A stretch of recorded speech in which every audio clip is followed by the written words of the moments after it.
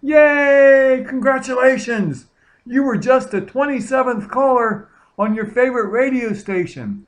You won the contest. You just won a 1 week vacation for you and your entire family to the Caribbean island of Coosbane. All flights, food, water sports, and other expenses are included. Your whole family can't wait. Fun in the sun and total relaxation? Oh, what fun! You just couldn't wait to get to school the next day to tell all of your friends. They all seem excited for you except for Jamie. You get Jamie alone and ask him, "What's the matter?"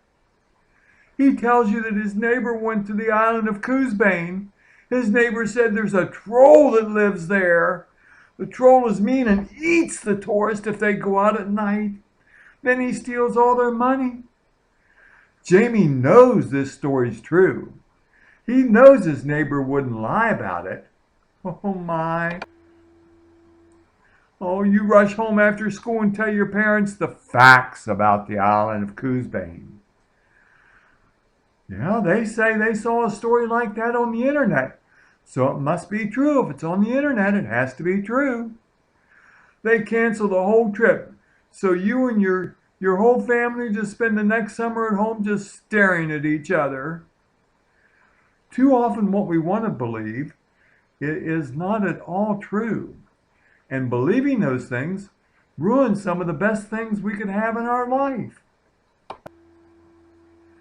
Sadly, a similar thing happened to the Israelites as Moses led them out of Egypt and toward the promised land. God told Moses to send spies into the land that God had promised the Israelites. Moses chose one man from each of the 12 tribes. He made sure he included Joshua and Caleb because he knew those two had great faith in God. The Israelites knew there were already people living there. God wanted them to learn if crops could grow and if there was clean water. Were the cities well fortified and walled? The spies took 40 days to search the land. They found that things grew fantastic. They found grapes, olives, pomegranates, figs, everything they needed to sustain the life of their people. They also found the cities were strong and well defended. When they came back, 10 of the spies said the promised land was full of giants that would squash the Israelites. They said the people were too strong. There was no way the Israelites could defeat them. Well, Caleb and Joshua said God had promised the Israelites this land and that God would help them win the promised land. Caleb and Joshua kept their faith in the true God. After the reports, many of the people were scared and wanted to get rid of Moses as their leader. They wanted to go back to Egypt and be slaves again. They lost their trust in the one true God. They forgot that God said he would protect them. Who could possibly think that going back to Egypt and being a slave would be better than following the one true God? The Israelites saw God's miracles, and they knew his power and love for them. They saw the plagues in Egypt, the destruction of the Egyptian army, the God giving them water and everything they needed to survive in the desert, but still, they lost their faith.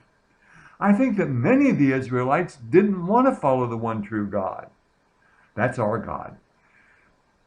God had laid down the rules they had to follow, and they didn't like God's rules. I think they wanted a false God. They wanted a God that they could make up the rules for and use those rules to control the people. That way they could tell the people whatever it took to make the people afraid of disobeying the false God so the people would follow them. Can you imagine how disappointed God was with all the people that didn't believe his promise? With this lack of faith, God knew what he had to do. God punished the Israelites that lost faith in him. Except for Caleb and Joshua, none of the Israelites over the age of 20 would be allowed to enter the promised land. Everyone had to roam the desert for the next 40 years until the next generation came along and they had faith in God. Miss Martha put a link to an animated video. The video is from Life Kids and the link looks like this. Please watch the video and see what happened to those that lost their faith in God. Remember, Jesus taught us that it's not the rules, it's how we treat each other. I wish you all well and hope you have a fun week. And a trivia question. Oh, Christmas is coming. What books of the Bible tell us about the birth of Jesus? Have your parent or guardian text or email your answer to Miss Martha. Have fun, enjoy, and we'll talk to you later. After God rescued his people from slavery in Egypt, led them across the Red Sea on dry land, and performed many miracles along the way, God told Moses to choose spies to go into Canaan, the land he had promised them. These 12 men were to find out about the people, the cities, and the land. So the spies explored the land and found that it was as good as God had promised. But they also saw some things that made them afraid.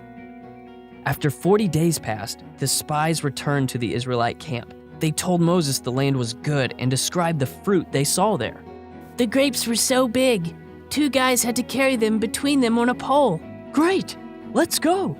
We can't go. There are giants there so big, we look like grasshoppers next to them. Yeah, and the walls around the cities are so high, there's no way we can defeat them. By the time the 10 spies finished talking, the giants seemed even bigger and the walls around the city seemed even taller. But 2 of the spies, Joshua and Caleb, remembered that God is with them and he can do anything. God is stronger than any giant. He will help us take this great land he promised to us. Let's go. But it was too late. The people were thinking about giants and walls more than they were thinking about God. They started freaking out. In fact, they forgot that God was for them and started wondering if he was against them instead. Did God bring us here just to let us be killed by giants? Let's go back to Egypt where we were safe. Yeah, and Moses led us out of here for nothing. Let's pick another leader. But the land is good as God always promised it would be. Don't turn away from God now. That's right, with God's help, We can't lose. Don't be afraid of a bunch of silly giants. Hey, was that a rock? That's right. The Israelites were so angry with Joshua and Caleb, they wanted to stone them to death, just because they stood up to the crowd and spoke the truth about God. God spoke to Moses. He was angry. He couldn't believe the people had forgotten the miracles he had done for them when he rescued them from Egypt. But Moses begged for God to forgive the people. God heard Moses and forgave the Israelites. But they wandered in the desert for 40 years. 1 year for every day the spies had been gone. Are we there yet? And out of all the Israelites, only 2 men lived to see the land God had promised, Joshua and Caleb, who stood up and had great faith in God, even when they were standing alone.